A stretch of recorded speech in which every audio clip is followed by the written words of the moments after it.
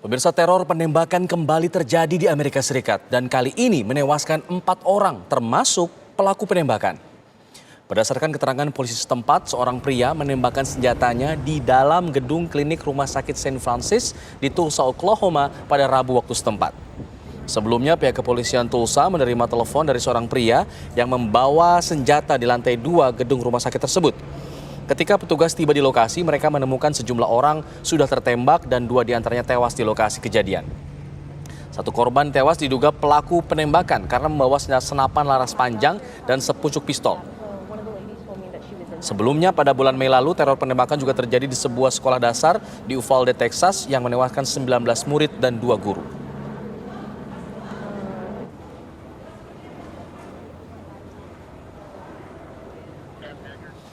Kita segera menuju ke Amerika Serikat. Ada reporter TV One Yandri Subekti yang siap mengabarkan mengenai kondisi terkini pasca penembakan massal yang kali ini terjadi di gedung rumah sakit di Tulsa, Oklahoma, Amerika Serikat. Selamat siang waktu Indonesia, Yandri.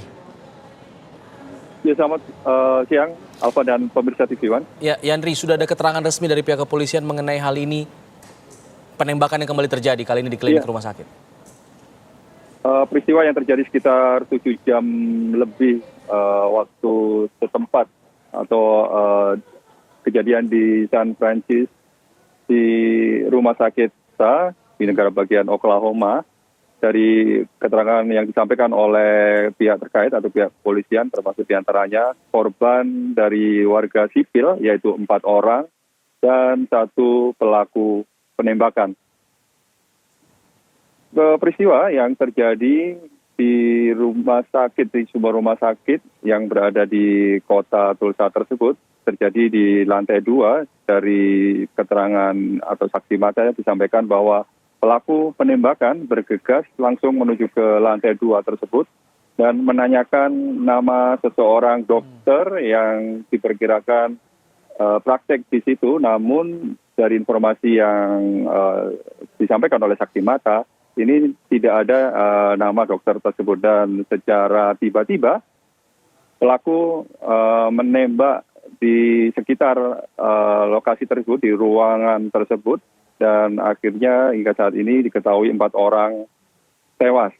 Belum diketahui apakah dari 4 orang ini ada dari dokter, staf rumah sakit maupun dari pasien, dan juga pelaku hingga saat ini masih belum dirilis informasi nama maupun juga secara detail pelakunya. Namun diketahui pelaku adalah berkulit hitam, pria sekitar berusia 35 tahun, dan hingga saat ini motif sesungguhnya masih dalam proses penyidikan, termasuk diantaranya saat ini diketahui tempat tinggalnya sudah diamankan dan polisi sudah mengamankan di lokasi ditakutkan adanya bom yang dipasang oleh pelaku.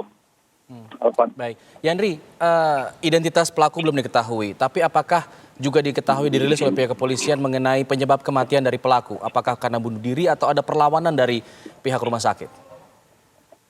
Iya, pihak polisi belum merilis nama atau identitas pelaku, dalam artian saat ini masih dalam proses penyidikan. Mereka sudah mengantongi identitas tersebut, namun masih belum dipublikasikan.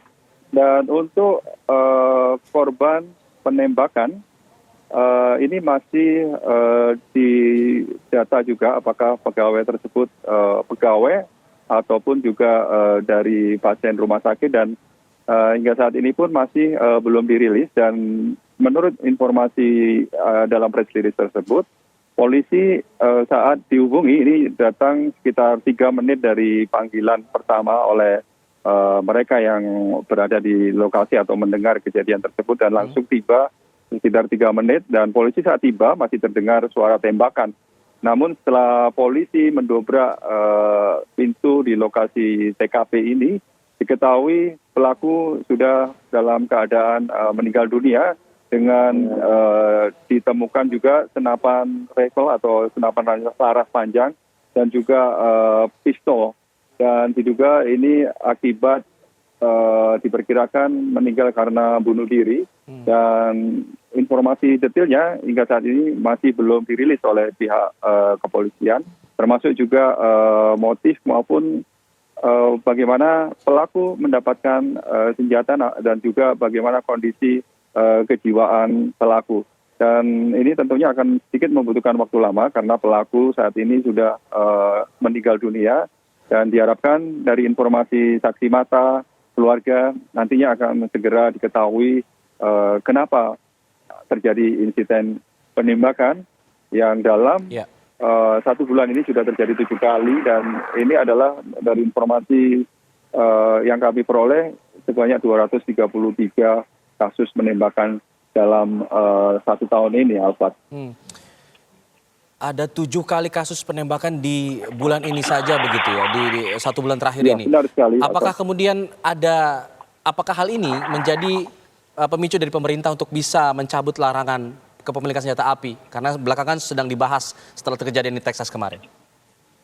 Iya, benar sekali. Saat ini memang beberapa hari terakhir ini pihak pemerintah, termasuk diantaranya Presiden Joe Biden dan juga politikus senator ini, termasuk juga sejumlah negara bagian ini membahas akan perlunya pengetatan kepemilikan senjata bagi warga sipil yang di Amerika Serikat juga dilindungi oleh amandemen, dan ini tentunya merupakan satu masukan dan membuat mereka lebih fokus dan berharap dalam beberapa waktu dekat ini akan sejumlah negara bagian dan juga pemerintah federal akan memberlakukan aturan pengetatan senjata, di mana saat ini di sejumlah negara bagian maupun aturan dari pemerintah pusat atau federal ini cukup mudah sekali, dan diharapkan nanti akan lebih sulit ataupun adanya peraturan yang membatasi sekali, mungkin diberlakukan pengetatan background check dan juga catatan kriminal bagi calon mereka yang ingin memiliki senjata, dan juga meningkatkan ataupun menaikkan batas usia bagi mereka yang ingin membeli senjata, karena di sejumlah negara bagian ini ada yang usia yang sangat dini, yaitu sekitar 18 tahun sudah diizinkan untuk memiliki senjata. Seperti misalkan di negara bagian New York, kemarin sudah ada rancangan undang-undang nantinya batas usia dari saat ini mereka yang ingin memiliki senjata minimum 21 tahun. Namun diharapkan rancangan undang-undang ini segera disahkan, termasuk juga di beberapa negara bagian, dan juga pemerintah pusat atau pemerintah federal ini akan memberikan aturan yang mungkin lebih membatasi akan kepemilikan senjata bagi warga sipil, Alfat.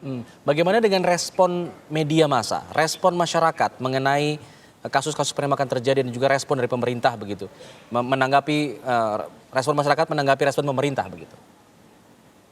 Iya, saat ini dari informasi yang kami peroleh memang banyak sekali yang menginginkan agar kepemilikan senjata ini diperketat, dan juga di berbagai media massa kasus penembakan ini kembali dijadikan headline. Bahkan hampir seluruh media massa, baik itu online, televisi, ini kembali memutar ataupun menginformasikan akan sejumlah kejadian peristiwa penembakan massal yang mengakibatkan korban rakyat sipil maupun anak-anak, dan diharapkan nantinya dari media massa ataupun opini-opini tersebut akan memberikan masukan bagi penentu kebijakan di Senat untuk segera menggolkan undang-undang yang membatasi akan kepemilikan senjata, sehingga diharapkan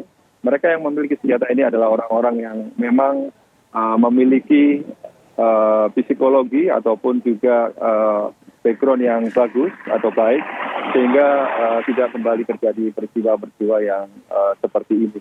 Baik, tentunya itu menjadi harapan kita semua. Terima kasih Yandri Subekti mengabarkan langsung dari New York, Amerika Serikat.